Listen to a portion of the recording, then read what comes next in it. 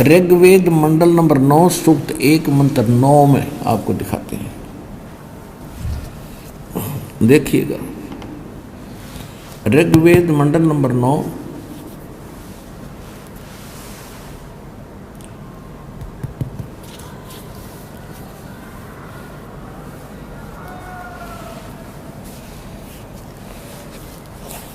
और ये अनुवाद किसने किया है? कोई नहीं सोचा कि रामपाल ने संस्कृत ना आती, इन इंजीनियरों द्वारा कर रखा है ये अनुवाद आर्य समाजियों द्वारा। सर्वदेशी कार्य प्रतिनिधि सभा, महर्षि दान भवन, रामलीला मैदान, नई दिल्ली। और ये इसके अनुवादक हैं और यहाँ से ये छपी है और ये आपको दिखाते हैं।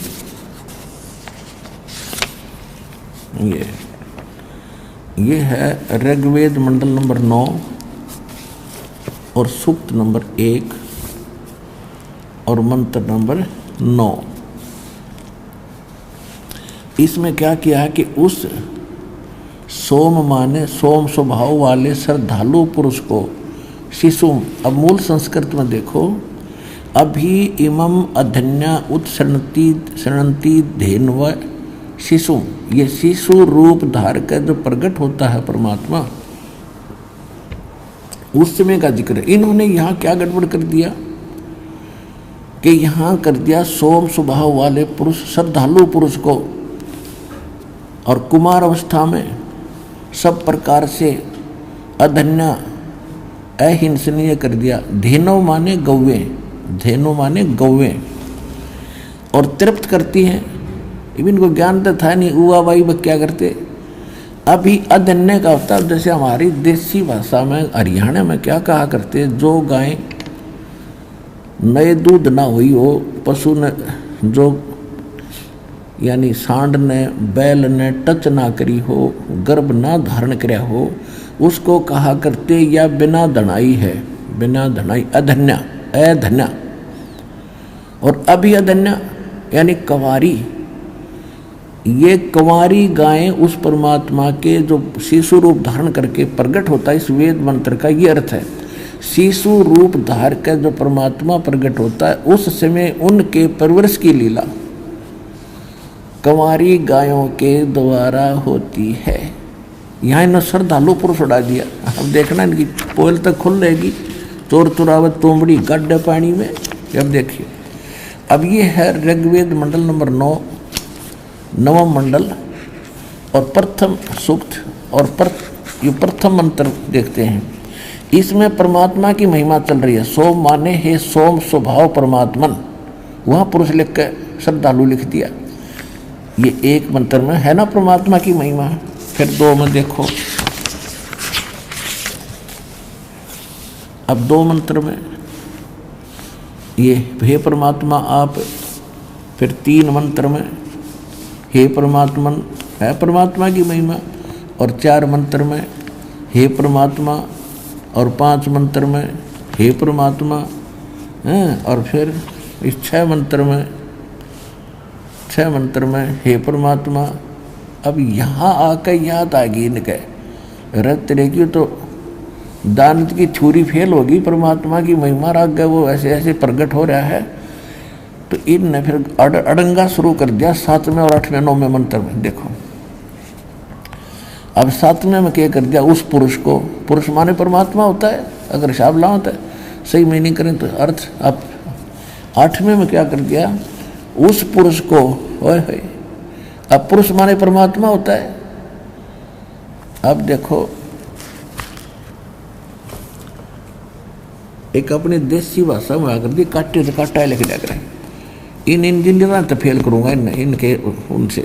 अब देखो, अब यजुर्वेद है, दानंद का अनुवाद किया हुआ। देखो ये महर्षि दानंद का अनुवाद किया हुआ है यजुर्वेद, और उसी आर्य समाजियों से युद्ध छपा है, उन्होंने छाप रखा, बना रखा, प्रकाशक वही है, और ये इसका अनुवादक यहाँ से ये प्रिंटेड है। अब इसके 40वें अध्याय का 17वां मंत्र आपको दिखाते हैं। इसमें क्या है, वेद ज्ञान दाता भी ये ब्रह्म है जो गीता ज्ञान दाता है। 44 अध्याय 40 अध्याय और मंत्र 17। इसमें क्या लिखा है ये देखो, इसमें पुरुष शब्द है, पुरुष। और ये अनुवाद महर्षि दानंद का है। हे मनुष्य, जिस ज्योति स्वरूप, ये ज्योति स्वरूप से गीत वेद ज्ञान दाता यु काल है, ज्योति स्वरूप रक्षक मुझ से अविनाशी यथार्थ कारण के आच्छादित मुख के तुल्य उत्तम अंग का प्रकाश किया जाता है, जो वह प्राण व सूर्य मंडल में पुरुष माने पूर्ण परमात्मा है। पुरुष माने परमात्मा, पूर्ण परमात्मा है। वह तो परोक्ष रूप है, वो तो गुप्त है। अहम मैं ब्रह्मलोक रूपी आकाश में रहता हूँ और मेरा ब्रह्म नाम है और मेरा ओम नाम है। ओम नाम जानो। इन्हें अड़ंगा करके भी ना छुपा सका।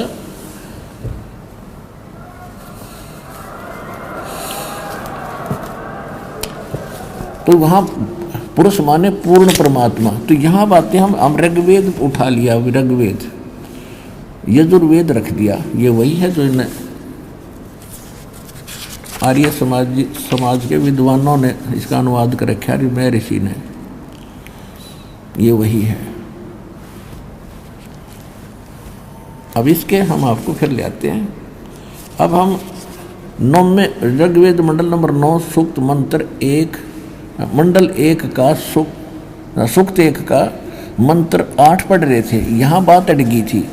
उस पुरुष को, उस पूर्ण परमात्मा को उग्र गतियां प्रेरणा करती हैं, यानी संसार में हाहाकार मच जाती है। उन परिस्थितियों के कारण फिर परमात्मा यहाँ स्वयं प्रकट होते हैं।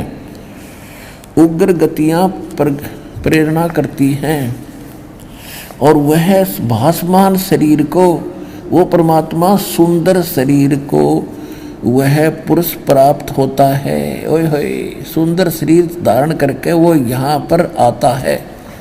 आगे देखो,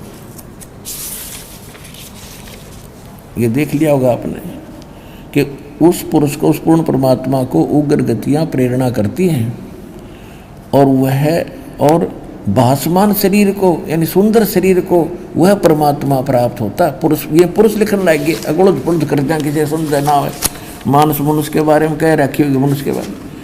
अब और जिसमें 3 प्रकार से दूसरों का वारण माने कल्याण करने वाला वो मधु में शरीर मिलता है। अब यहाँ वास्तविकता इसकी ये है कि वो परमात्मा 3 प्रकार से सबका कल्याण करने के लिए, देखभाल करने के लिए 3 स्थिति है उस मालिक के शरीर की। एक रूप में तो वो ऊपर रहता है, तेजों में शरीर है, करोड़ सूर्य मिला करोड़ चंद्रमा से एक रोम की शोभा है। और दूसरी स्थिति में वो आता शिशु रूप धारण करके एक युग में, प्रत्येक युग में ऐसी लीला करता है और उसको निसंतान उठा ले जाते हैं और उसमें वो कुंवारी गायों से उनके दूध की उनके बालापन की परवरिश होती है। तो ये दूसरी प्रकार का जो लीला है, इसमें वेद मंत्र ऋग्वेद मंडल नंबर 9 सूक्त 1 मंत्र 9 में वो दूसरी प्रकार की लीला का वर्णन है। ऊपर ले बता दिया, वो परमात्मा सहस्री दाता है। जब संसार में हाहाकार मच जाता है, उग्र परिस्थितियाँ हो जाती हैं, तब वो सुंदर शरीर धारण करके और नीचे आता है। और फिर क्या होता है, उसकी परवरिश की शिशु रूप धारण करके आता है। देखो, अब ऋग्वेद मंडल नंबर 9 और सूक्त 1 मंत्र 9 को हम पढ़ेंगे। 8 पढ़ लिया हमने। उस सोम माने अमर परमात्मा को, सोम स्वभाव रूप परमात्मा को, और सोम माने परमात्मा ये प्रथम मंत्र में खुद कर ही रहे हैं। यहाँ पुरुष श्रद्धालु पुरुष लिख दिया। उस अमर परमात्मा को जो शिशु रूप धार के आता है कुमार अवस्था में, अभी अदन्या, अभी माने पूर्ण रूप से, अदन्या माने बिना दनाई, अनटच्ड, जिसको बैल ने टच ना किया हो कभी कंवारी, धेनव माने गौवें, शनंती माने तृप्त करती हैं, यानी उनके परवरिश की लीला कंवारी गायों से होती है। ही इज गॉड, जो शिशु रूप धारण करके आता है।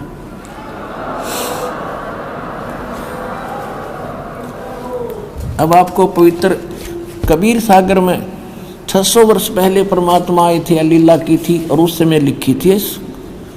कबीर सागर में यूं ना सोचो, आज वेद में देख के लिख ली होगी ये वेद तो दास ने 2002 में देखे, पहले शकल भी ना देखी थी इनकी। और ये देखो आज परमात्मा के इतिहास में जिसकी लीला में वेद समर्थन करते हैं, जिसकी लीला का, तो who is God, Kabir is God, who is God, Kabir is God. देखो कबीर सागर, खेमरा श्री कृष्णदास प्रकाशन, मुंबई।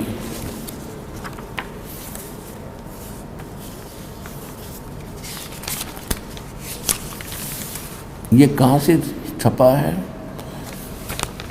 कबीर पंथी भारत पथिक स्वामी युगलानंद विहारी द्वारा परिष्कृत, और ये यहाँ से छपा है। मुद्रक है, प्रकाशक है खेमरा श्री कृष्णदास, अध्यक्ष श्री वेंकटेश्वर प्रेस, खेमरा श्री कृष्णदास मार्ग, मुंबई। ठीक, अब हम आपके इसको 74 पृष्ठ पर ले चलते हैं, थोड़ा सा दिखाएंगे। ये है ज्ञान सागर, एक खंड है कबीर सागर का, अध्याय है 74 पे।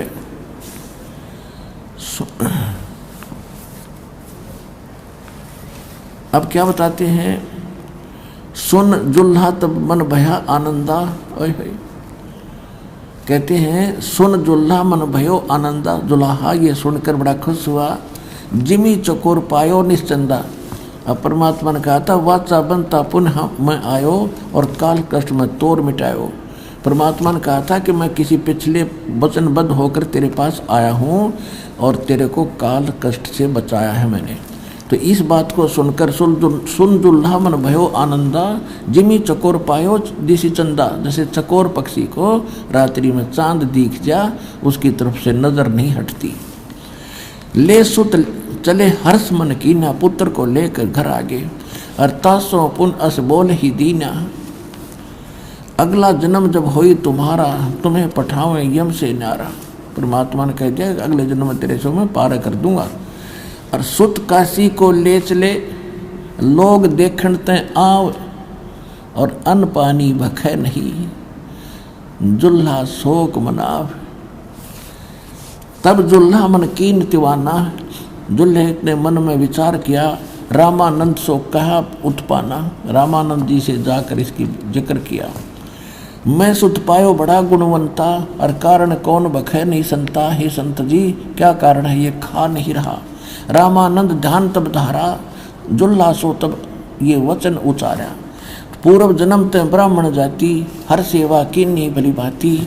कुछ तू सेवा हर की चूका, अर्थात भयो तेरा जुल्हो का रूपा।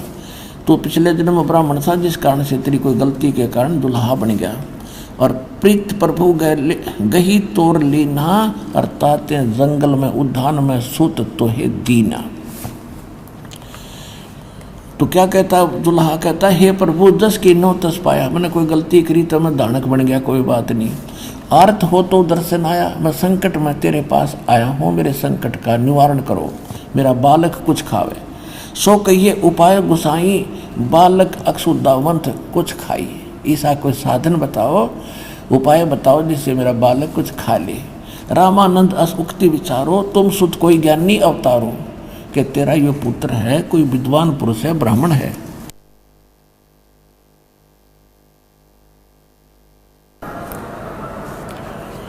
अब जैसा उसको ज्ञान था वो बता रहा है।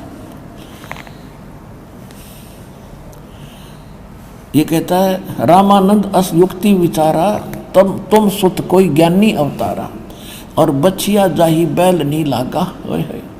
जिस बछिया के आज तक बैल ने टच ना कराया हो, कंवारी गायें सोले ठाड़ करो ते आगा, उसको लाकर उसके सामने खड़ी कर दो। दूध चले ते ही थनते, और दूध ही दरो छिपाई, अक्षुदावंत जब हो अर्ता को देखवाई। जुल्हा एक बछिया ले आवा, और चलो दूध कोई मर्म न पावा। चलो दूध जुल्हा हरसाना, और राख छिपाई कहो नहीं जाना।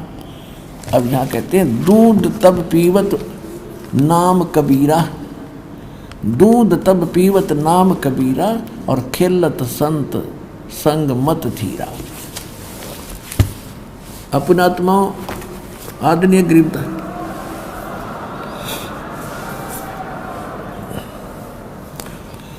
आदरणीय गरीबदास साहिब जी आंखों देखा मालिक के उस ज्ञान योग को, जैसे तुलसीदास जी ने रामायण को अपने शब्दों में, लाखों वर्ष पहले घटी रामायण को अपने शब्दों में, अपनी चौपाइयों में, वाणी में दोबारा चित्रार्थ कर दिया, और 100 की जो सत्य है वह